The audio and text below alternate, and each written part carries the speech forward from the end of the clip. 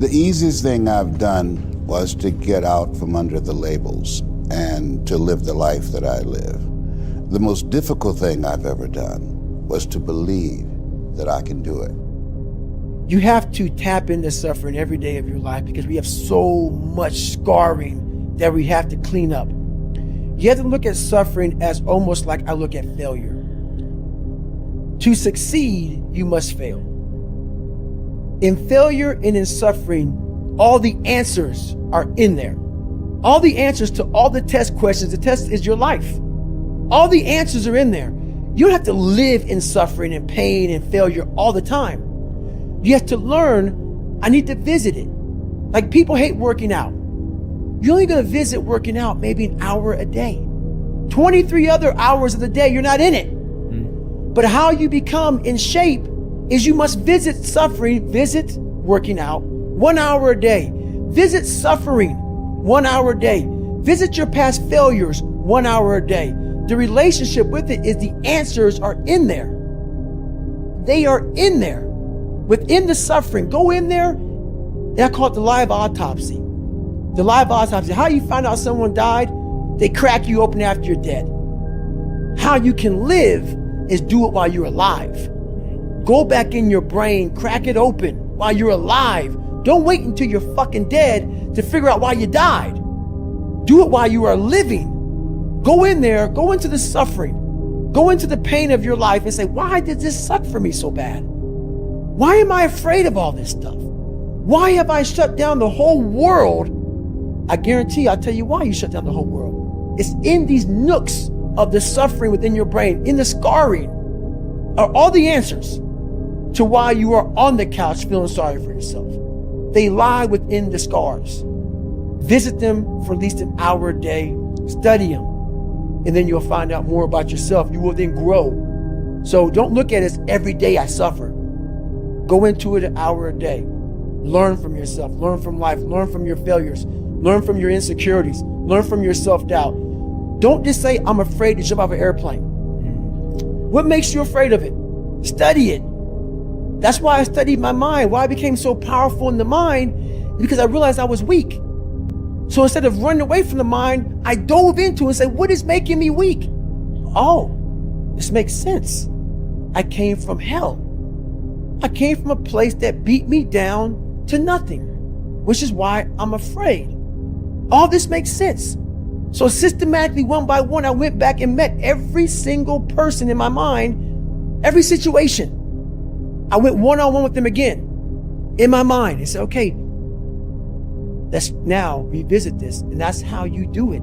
That's how it works. You live in a dominant culture that is designed to destroy your sense of self and your belief in yourself. And you have to learn ways in which you can begin to connect with this power that you have within yourself to handle where you are.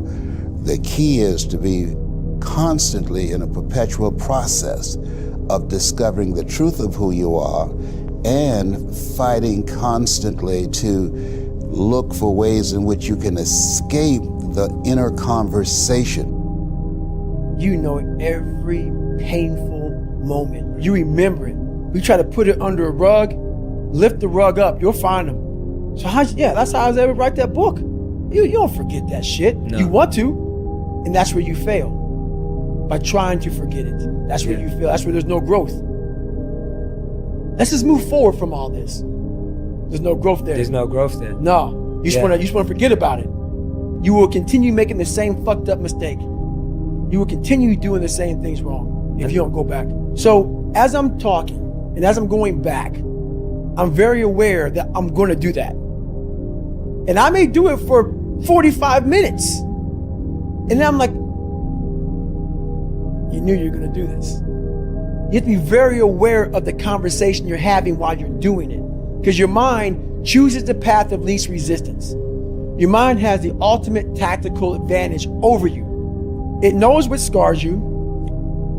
It knows your fears. It knows your insecurities. And it protects you. Which is why I talked about the 40% rule in my book.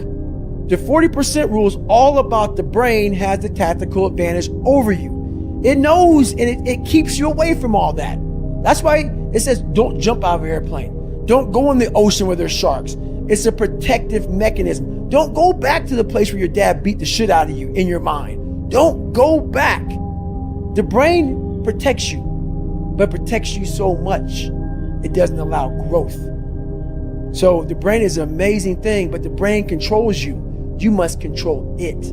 You must take power over your own mind, or your mind will guide you into all the soft places that your brain wants to live in. Life is going to beat up on you in so many ways, and many things, they come back. Negative thoughts and how you feel about yourself, they don't die. They come back once you stop doing the maintenance work on your mind. So there's so many things you can do to get outside your own head to then allow your body to just be like, hey, we're just a machine.